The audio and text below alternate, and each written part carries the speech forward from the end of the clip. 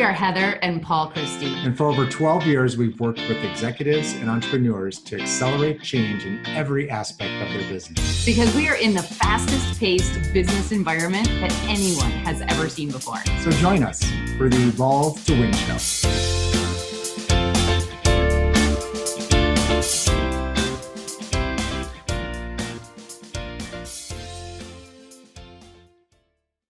Hi, and welcome to another Evolve to Win show with Heather and Paul. Thanks for tuning in today as we talk about the leadership lid. So this is one of my favorite core principles for leadership, and it was made famous and actually introduced to us by John Maxwell.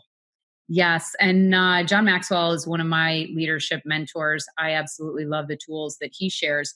He shared this tool, I think, for the first time in 21 Irrefutable Laws of Leadership. Yep. So if you haven't picked up that book yet, you might want to pick that up.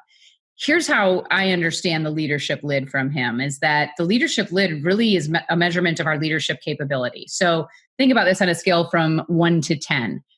Every one of us has a lid on our leadership ability. That lid is basically a cap on our leadership effectiveness. Mm-hmm. So another way to say that is your results in your organization, your results personally and professionally are never, ever going to outgrow your leadership lid. And not to mention that your team will never exceed that as well. That's right. That's right. Because there's nothing that's going to exceed that lid. That lid is your cap. And that can be very frustrating. You know, as you struggle with any result that you're having right now at work that relates to another team member, chances are really good that you can do something about that. This is the great news. The lid is wherever it is. And we all have different lids going on right now. But the potential to raise the lid is unlimited.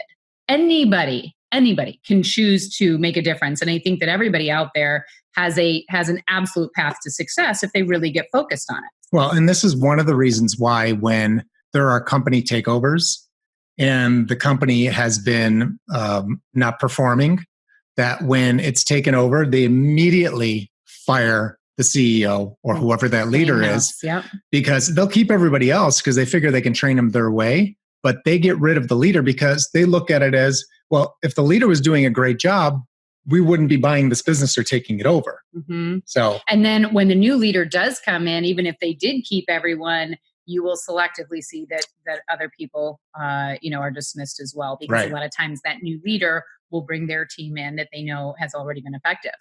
So, all right, so let's talk a little bit about 3 parts to really figure out what your leadership lid is and determine how you can raise. This 3-step process is really going to take you to the next level in your leadership. Step 1 is all about assessment. And there are 2 parts to this assessment. There's a self-assessment, and then there's an other people assessment. And there's a lot of different ways to do this. There's no one right way. The idea is that you just get committed to really figuring out what is your current lid.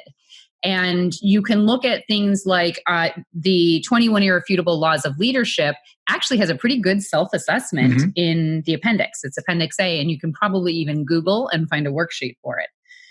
You can use an assessment. You can use a formal 360, which is basically getting feedback from people all around you in an anonymous way, which really gives some powerful feedback. Mm-hmm. Or you can use another assessment, which is a personal skills assessment, right? Mm-hmm. That measures your competencies in things like decision-making, problem-solving, strategic abilities. Coaching and developing others, yes. Coaching and developing others, yep. Really powerful aspect of leadership. So there are a lot of different opportunities for how you can assess yourself. And how you can get others to confirm your assessment, mm-hmm. right? So imagine you've assessed yourself and you've decided, I'm at a 7. And then you ask those around you and they rate you more like a 5. If there is a discrepancy, just really ask yourself the question, why is this showing up? What's possible? Because sometimes we have blind spots as well, right? Right. Okay, step 2, once you've understood your score and you feel comfortable with your score, it's time to start determining your strengths and weaknesses, right? And you can do that in a very simple way, again, through assessments, really understanding your core strengths. You might also ask some other people around you what they see from you as being your core strengths. But once you understand that, you now have the ability to, number 3, pick an area, right? Just pick One area. Now, I know that for some of you overachievers, you want to fix everything and you want to take it to a 10 immediately. But this really is more of a marathon instead of a sprint. So just choose one area and focus on that alone. Paul, you recently coached somebody in an executive coaching capacity. What area did your client just choose? Effective communication. Okay. Powerful, powerful leadership skill. Mm-hmm. So if he currently feels like he's scoring at a 6 and he wants to get himself up to an 8, Mm-hmm. Paul's working one by one on specific strategies with him to really help him improve that communication. Yeah. So, if you think about that, how would you increase your effectiveness as a communicator? Well, there's plenty of things to do. So you can look up on YouTube. There are books to read. So I signed a book for our client to read. Yeah, if I remember correctly, you assigned Everyone Communicates, Few Connect, which is another John Maxwell book, as it happens. And just because it's really good foundational communication tools that can be implemented immediately. And that's really, and then the other part of it is that as he continues at his job, communicating and changing the way that he's communicating with people based on the book that he's reading, he's journaling that on a nightly basis, just what's happening and how he has increased. What are some of the opportunities that he had? Where was there opportunity to change something that he normally doesn't do? And we'll see how that goes because that just started. I'm so glad that you brought that up because this journaling is such a massive part of this development, is that on a daily basis, as you choose anything to work on, if you just commit to making notes for yourself, it's time for reflection, right? Mm-hmm. Not everybody takes time to reflect. We all experience life, but we don't always reflect on life, which means that we're failing to gain insights, right? Right. So it's that reflection time that really allows you to get the insights. I tried this new strategy and here's what happened. Here's what the response was. Right. So that's very powerful. And so the way that we usually recommend doing this is you take one strategy, 2 solid weeks at a time, journal every day about how this strategy is working in your life. That really keeps you conscious about working the strategy. And then if at the end of 2 weeks you really see a dramatic improvement, you can consider moving on to the next strategy. But the idea is to make sure that you keep those changes that are working in place and that you keep using them. So if you need another couple of weeks, if you don't feel like you're there yet, just stick with the one strategy. Because, when you're working on something as powerful as meaningful communication, right? Yeah. That there's work that all of us can do there. Okay.